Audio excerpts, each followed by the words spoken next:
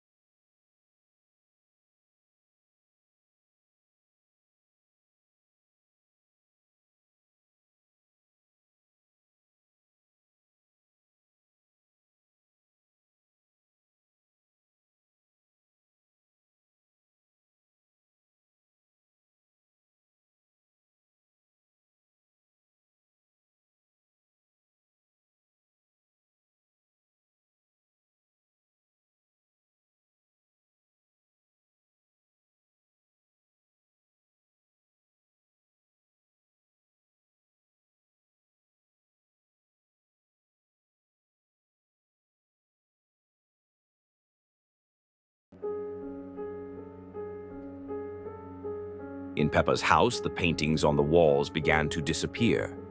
Instead of bright images, there were empty frames emanating sinister, dark energy. A cold, ominous aura filled the air. Peppa saw inside one of the frames a dark abyss that was swallowing everything around it. Suddenly, a sinister voice emerged from the abyss. "You won't be able to save them. All worlds will vanish forever. The paintings are portals to other worlds. A dark creature has stolen them to trap these worlds in eternal darkness. The glowing orbs are the spirits of the paintings, trying to resist, but without help, their fate is sealed. To restore the paintings, she needs to find an ancient magical crystal hidden in the abandoned library of the house." She heard a quiet whisper behind her back. It was her mother. Her eyes turned bright red. Suddenly, a sinister mist began to emanate from her body. She spoke in a foreign voice. "You came too late. Now I will remain this monster forever." The monster grabbed her by the arm and pulled her into the darkness. The glowing orb tried to help her, but it was already too late. The monster turned her into a victim of eternal darkness. Now he roams through the house, hunting for new victims. His hideous face has become a symbol of evil's ultimate victory over good. The entire house is shrouded in darkness. The paintings have disappeared forever. The glowing orbs have finally gone out, and the monster wanders through the house or hides in dark corners, waiting for new victims. Peppa experienced terrible nightmares every night. She told her mother about them. Then her mother opened an old dusty jewelry box and found an ancient pendant. "This is a magical thing. It protects children from bad dreams and evil creatures," she explained. Receiving the gift, Peppa immediately put it on before going to bed. But that night she was again haunted by a terrifying nightmare. In her dream, she saw George, who had turned into a disgusting monster with bulging eyes, long claws, and sharp teeth. Thick green slime dripped from George's mouth as he slowly approached her, emitting a disgusting hissing sound. In the morning, Peppa told her mother everything, but she remained indifferent, repeating that the pendant would definitely work. The next night, the nightmares grew stronger and more realistic. She found herself in a dark corridor of her house, dimly lit by flickering bulbs. Suddenly, the figure of her father appeared, but he had transformed into a huge pig monster with dark red eyes, a long neck, terrifying claws, and crooked teeth. The creature approached Peppa, growling loudly.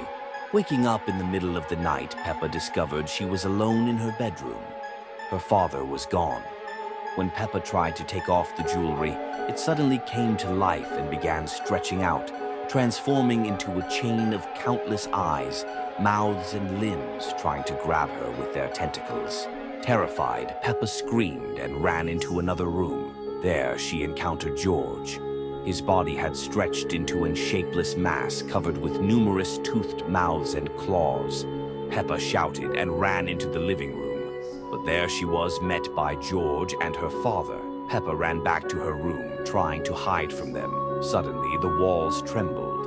Furniture started moving on its own, and a voice from nowhere whispered, "The pendant didn't protect you because I created it. I made it to lure you into a trap of eternal nightmares."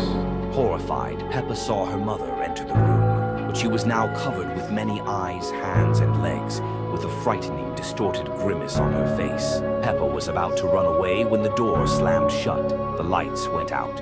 A heartbreaking scream escaped Peppa's lips as the monster's mocking laughter echoed around her.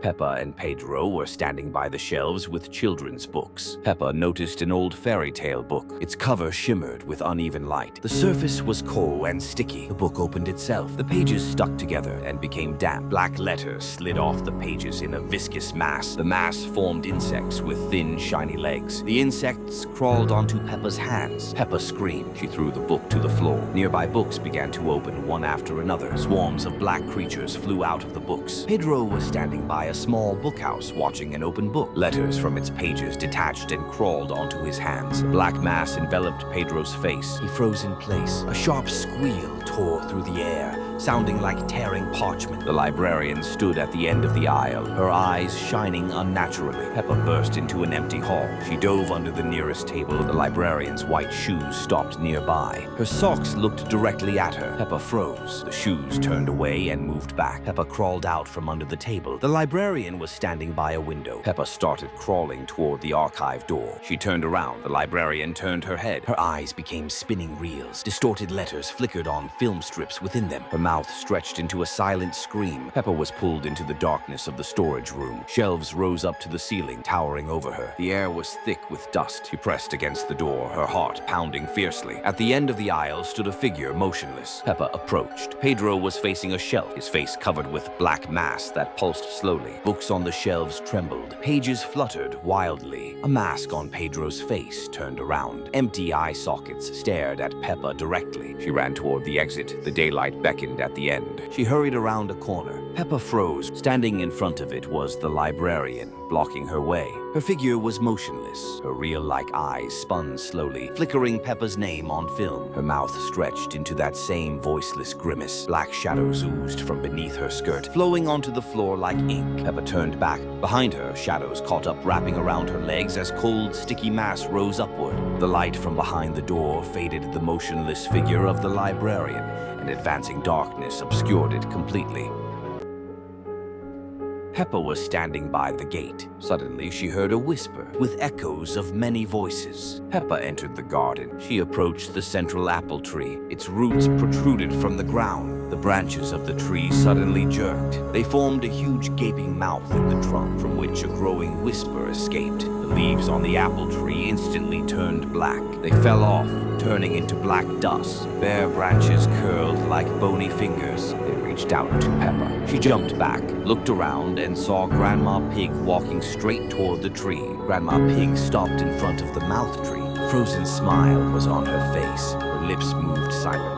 Black tentacles, resembling roots, burst out of the ground and wrapped around Grandma's legs. They crawled higher, up to her waist. Slime left dark stains on her dress. Grandpa Pig stepped outside. He shouted and rushed toward Grandma. He grabbed her by the shoulders, trying to pull her away. New tentacles shot out from the tree's mouth. They wrapped around Grandpa's arms, neck, and torso. His eyes glazed over with horror. The mouth of the tree opened wider. The tentacles began pulling Grandma and Grandpa toward the trunk. Peppa tore herself away and ran through the garden toward the house. She slammed the door shut behind her and leaned against it, heart pounding wildly.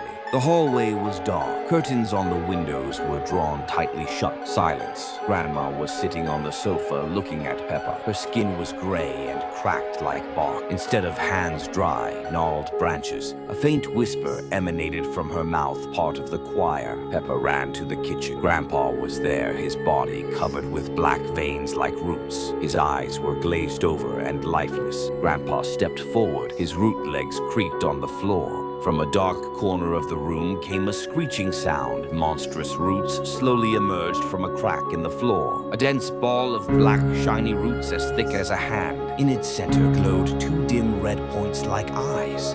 Peppa pressed herself against the locked front door as twisted figures of Grandma and Grandpa moved closer in front of her. The light inside flickered out. Only glowing red eyes of monster roots remained. The last thing Peppa heard were merging whispers of the choir, the voices of loved ones sounding louder than all others.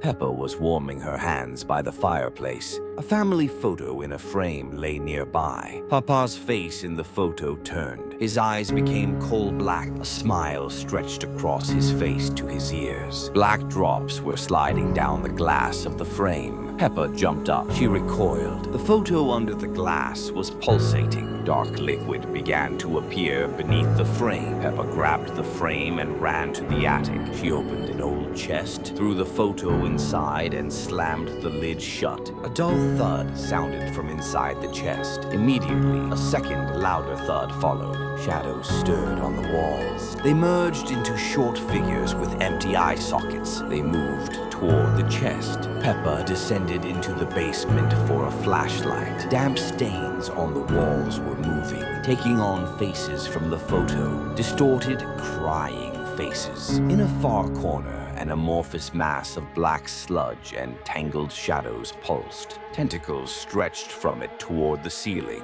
Dozens of red eyes on the mass suddenly opened wide and stared at Peppa. Low, shadowy figures crawled out of the mass, creeping toward Peppa across the floor and walls. Peppa ran out of the basement. Standing before her was Daddy Pig, holding that very same frame. Its glass shattered, and inside, the photo had turned black, except for Peppa's silhouette. Black liquid was dripping from the frame onto the floor, sizzling as it hit. I found an old frame in the attic. Daddy's voice sounded metallic and lifeless. Peppa stepped back. Daddy dropped the frame. Black tentacles burst out of it, wrapping around Peppa's legs. Daddy's face began to melt, black drops streaming down as it turned into a shadow. A loud bubbling noise came from below. Suddenly, figures began emerging from darkness. They surrounded Peppa. Peppa pressed herself against a wall. Tentacles squeezed her legs. The shadowy figures approached. More clearly now, they were other family members, all with distorted faces like Daddy's. The black mass climbed up the walls, flooding onto the floor and reaching toward Peppa. Peppa woke up and heard strange rustling and quiet laughter outside the window. She went outside and saw that a mysterious circus had appeared in the village with bright lights, but everything seemed too gloomy and sinister. Peppa, George, Susie, and other friends decided to watch the show. Clowns looked menacing. Their smiles were too wide, their eyes black as night. The acts seemed dark and frightening. A heavy smell of old fabrics and something evil filled the air. Welcome to our circus. Only those who are not afraid of the darkness remain here. The children began to feel uneasy. The children left the circus. It disappeared in daylight, as if it had never been there. But something remained in them, a sense of danger. Evening came. The children returned to the circus site and noticed that the clowns now looked even more evil, their faces contorted. Their eyes glowed with red light. The children tried to run away, but the clowns blocked their path. They started reciting dark spells, summoning a spirit from another world, a creature with long claws and a faceless face. It whispered terrible words. You will stay here forever. It was already too late to run. The clowns used magic to trap the children inside the circus forever. The next day, the village woke up. Circus had vanished, and the children were missing without a trace. There was no one around, only quiet laughter. The game was over. Evil had won. Now this circus is part of their world forever. We'll stay here forever too. Peppa and Susie decided to go to the beach. The clouds were gathering. Waves roared with gloomy thunder, and the wind howled. The girls began building sand castles. Suddenly, they noticed a dark whirlpool in the water, pulling everything around it. Suddenly, the water monster emerged from the water, sinister with shiny scales and creepy, empty eyes. "I've been waiting for you," he said. "I guard this abyss and take everyone to the bottom. This abyss has swallowed many. It takes those who are not afraid of their fears. If you want to learn its secret, you need to throw something precious to you into this abyss." Susie threw her favorite toy into the whirlpool. The water in the abyss splashed, and terrifying faces of lost souls appeared on the surface. Peppa threw her favorite ball, and at that moment, the whirlpool boiled over, swallowing her soul. "You have become part of me. Now you will stay in this abyss forever." Their souls were pulled into watery silence. When they opened their eyes, they found themselves on the dark seabed. They noticed two red eyes watching them from the darkness. Suddenly, a terrifying sea duck jumped out, sharp-toothed and enormous. Peppa thought it looked familiar. The duck transformed into an even more horrifying silhouette that chased them across the seabed. The girls tried to swim faster, but their strength was fading. Suddenly, they spotted a small cave and quickly hid inside. The duck swam past. They caught their breath, but then light appeared behind them again. This time, two green eyes. With a wild scream, they jumped out of the cave. Behind them emerged a huge sea dragon with sharp teeth, long whiskers, and enormous claws. It wrapped its tentacles around them and dragged them into its cave. No one ever saw them again. Peppa and George were playing in the sunny garden. The sky above the forest darkened. The first drops of strange greenish rain fell on the cabbage. The leaves started to smoke. The raindrops left black, pulsating spots on George's toy dinosaur's back. Horrible. A black spot under Peppa's eye suddenly opened a bright red eye. George pointed at his dinosaur. Dozens of tiny red eyes opened on it. The children ran to the garage. Black spots spread across their clothes. The rain intensified. Dad was fixing the car. He turned around and saw the children running in, covered with black spots with eyes. Black oily liquid dripped from the garage ceiling onto the car hood. The drops foamed. From bubbles of black liquid on the floor, small creatures with spiky teeth and red eyes emerged. They looked at the family. Dad opened the car door and pushed the children inside. Small creatures crawled toward the car. Dad got behind the wheel. The small creatures jumped onto the bumper and windshield. The car drove out of the garage under a stream of green rain. Creatures on the glass merged into black streaks. The car sped along an empty road through the forest.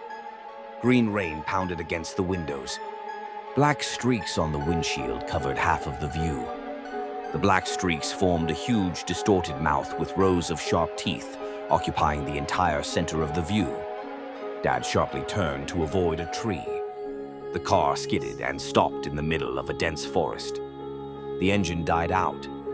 Black, oily liquid seeped under the doors and quickly flooded the floor of the cabin, rising up to halfway up the seats. George's face was covered with merging black spots. In place of his eyes, two huge, unblinking red eyes opened wide. From a black puddle on the passenger seat, an amorphous shadow with 10 red eyes rose up, reaching toward Peppa. Dad looked on in horror. The black liquid filled almost all of the cabin up to the ceiling. Only Peppa's arm with a tentacle wrapping around it, and George's red eyes were visible through it as they disappeared beneath the surface. Green rain continued pouring down. All windows were covered with an impenetrable black film. On the windshield, a giant vertical red eye glowed brightly.